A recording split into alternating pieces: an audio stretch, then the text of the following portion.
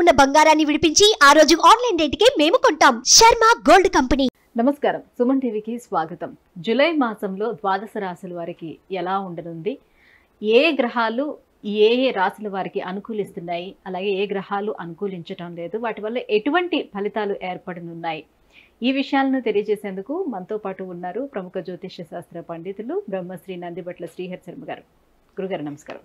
వాగర్థావివ సంపృక్తౌ వాగర్థ ప్రతిపత్తయే జగతః పితరౌ వందే పార్వతీ పరమేశ్వరౌ.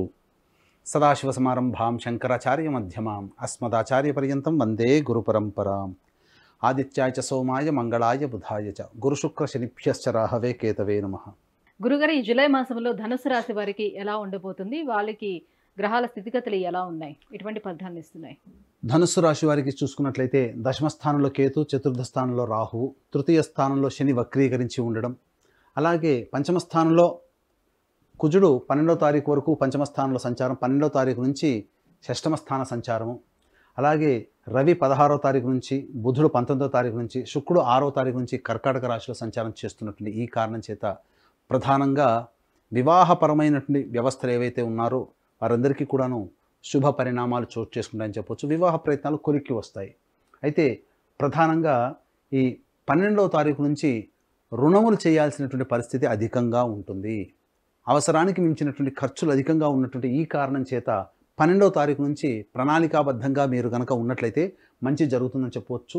దైవ అనుగ్రహం లేని కారణం చేత చేసిన పనే ఎక్కువగా పనులు చేయాల్సి రావడం, తృతీయ స్థానంలో శని వక్రీకరించినటువంటి కారణం చేత నమ్మకస్తుల చేత మోసగించబడడం, సోదర సోదరీమణుల యొక్క అభివృద్ధి కోసం పాటుపడడం ఈ యొక్క ధనుసు రాశిలో జన్మించినటువంటి వారికి కలుగుతుందని చెప్పవచ్చు. ఏతావాత చెప్పొచ్చేది ఏంటంటే ప్రధానంగా వ్యాపార రంగంలో ఉన్నటువంటి వారికి ధనపరమైనటువంటి సమస్యలు అధికంగా ఉంటాయి. ధనము సమయానికి లబ్ధి చేకూరకుండా ఉండడం, ఈ కారణం చేత కొన్ని అనుకున్నటువంటి పనులు వాయిదా వేసుకోవాల్సినటువంటి పరిస్థితి. అయితే ఎల్లప్పుడూ చీకటే కాదు పగలు ఉంటుంది, ఎల్లప్పుడూ దుఃఖమే కాదు సంతోషం కూడా ఉంటుంది. కాబట్టి ఈ యొక్క జూలై మాసంలో ధనుసు రాశిలో జన్మించినటువంటి వారు ఏ ఏ రోజుల్లో ప్రణాళికాబద్ధంగా మంచి నిర్ణయాలు తీసుకోవాలి, ధనపరమైనటువంటి సహాయ సహకారాలు అందుతాయి. ఎందుకనంటే ప్రతి మనిషికి కూడా దైవదత్తమైనటువంటి యోగం ఉంటుంది. ఆ యోగాన్ని ఏ సమయంలో గనక ప్రణాళికాబద్ధంగా రూపొందించుకుంటే మంచి జరుగుతుందనేటువంటి విషయాన్ని తెలుసుకుందాం. ముఖ్యంగా ప్రతికూలతల గురించి తర్వాత తెలుసుకుందాం. ముఖ్యంగా గమనించుకున్నట్లయితే మీరు అనుకున్నటువంటి పనులకి ఏదైతే శ్రీకారం చుట్టాలని అనుకుంటారో, లేకపోతే ఆల్రెడీ చేసినటువంటి పనులకి సంబంధించినటువంటి పనులు మూమెంట్ అనేది సజావుగా సాగాలనుకుంటారో ఆ యొక్క నిర్ణయం 19, 20, 21 తారీఖుల్లో మీరు పూర్తి చేసుకుంటారు. మీరు అనుకున్నటువంటి పనులకి కదలిక ఏర్పడుతుంది.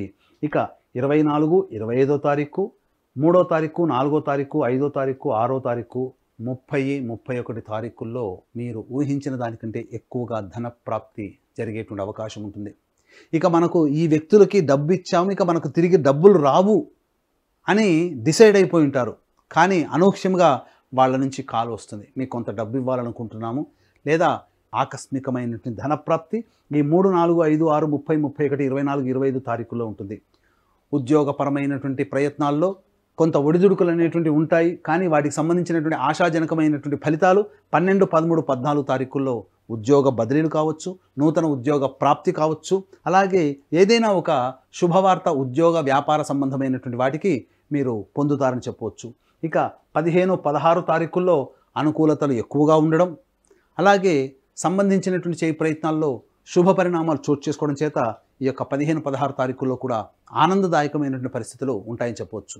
ఏతావాత 24, 25, 3, 4, 5, 6, 30, 31 ఈ యొక్క రోజులలో, అనగా ఈ సంబంధించినటువంటి 8 రోజులలో, ఈ నెలలో 8 రోజులు మీరు అనుకున్నటువంటి విధంగా ధనప్రాప్తి చేకూరుతుంది. ఇప్పటి వరకు అనుకూలంగా ఉన్నటువంటి విషయాన్ని తెలుసుకుందాం. ప్రతికూలంగా ఉండేటువంటి విషయాన్ని కనుక మనం చూసుకున్నట్లయితే ప్రధానంగా ధనపరమైనటువంటి ఖర్చులు 22, 23వ తారీఖుల్లో అధికంగా ఉంటాయి. అలాగే 7, 8, 9, 10, 11, 17, 18 తారీఖుల్లో ధనము అధికంగా ఖర్చు అయ్యేటువంటి అవకాశం ఉంటుంది. కావున జాగ్రత్తలు పాటించండి.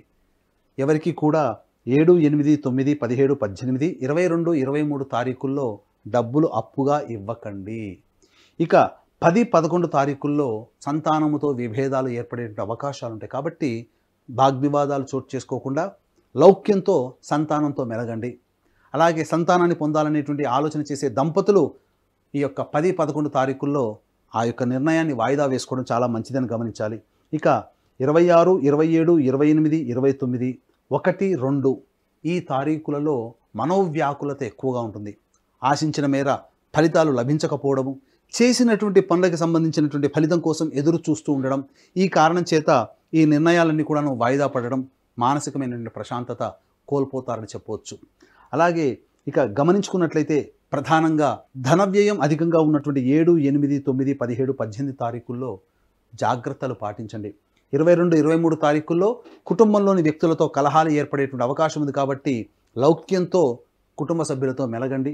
ఏతావాత ఈ యొక్క జూలై మాసంలో ధనుస్సు రాశి వారికి దైవానుగ్రహం తక్కువగా ఉంది కావున దైవానుగ్రహాన్ని పెంపొందించుకునే ప్రయత్నం చేయండి. దీనిలో భాగంగా దక్షిణ కైలాసంగా పిలువబడేటువంటి శ్రీకాళహస్తి క్షేత్రంలో గురు పూర్ణిమ సందర్భంగా ఈ నెల 21వ తారీఖు రోజున రాహుకేతు పూజ, అలాగే వృషభ, మిథున, కర్కాటక, సింహతుల, వృశ్చిక, మకర, కుంభ, మీన రాశుల్లో జన్మించినటువంటి వారికి శనిదోష పరిహారార్థమై శనీశ్వర హోమం, అఘోర పాశుపత మంత్ర హోమంతో పాటు ప్రత్యేకించి విద్యార్థుల కోసమై దక్షిణామూర్తి హోమము, సరస్వతి హోమాలు మరియు వివాహము, ఉద్యోగము, అనారోగ్యం సమస్యల నివారణకి 18 రకాల హోమాదులు ఈ యొక్క 21వ తారీఖున గురు పౌర్ణమి సందర్భంగా కేవలం 1500 రూపాయల రుసుముకి ఈ యొక్క కార్యక్రమాలు చేయించడం జరుగుతుంది.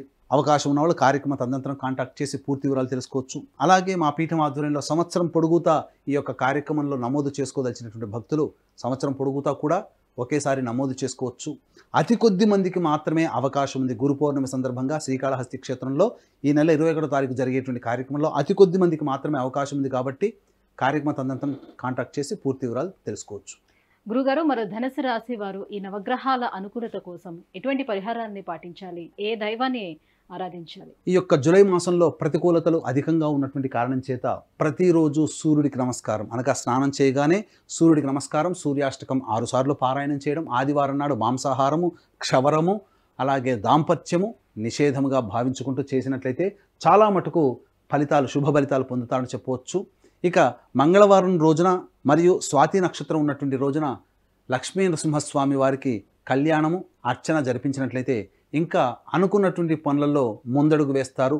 ముఖ్యంగా ఈ యొక్క ప్రతికూలతలు అనుకూలంగా లేని రోజులైనటువంటి ఈ నెలలో 7, 8, 9, 17, 18, 22, 23 తారీఖుల్లో ధనపరమైనటువంటి నిర్ణయాలు తీసుకోకుండా ఉండడమే మేలని గమనించుకుంటూ అధిక ధనప్రాప్తి కలిగేటువంటి రోజుల్లో అనగా 24, 25, 3, 4, 5, 6, 30, 31 తేదీల్లో మీ యొక్క ధనప్రాప్తి అధికంగా ఈ తారీఖుల్లో ఉంటుంది కాబట్టి జాగ్రత్తలు పాటించుకుంటూ మీకు వచ్చినటువంటి ధనాన్ని ప్రణాళికాబద్ధంగా రూపొందించుకుంటే ఈ జూలై నెల మాసమంతా కూడాను ప్లాన్గా మీకు అన్ని శుభంగా జరుగుతాయని చెప్పడంలో ఏమాత్రం సందేహం లేదు. గురుగారు, ధనుసు రాశి వారికి జూలై మాసం ఎలా ఉండబోతుందనే విషయాన్ని తెలియజేసినందుకు ధన్యవాదాలండి. సర్వం శ్రీ ఉమామహేశ్వర పరబ్రహ్మార్పణమస్తు.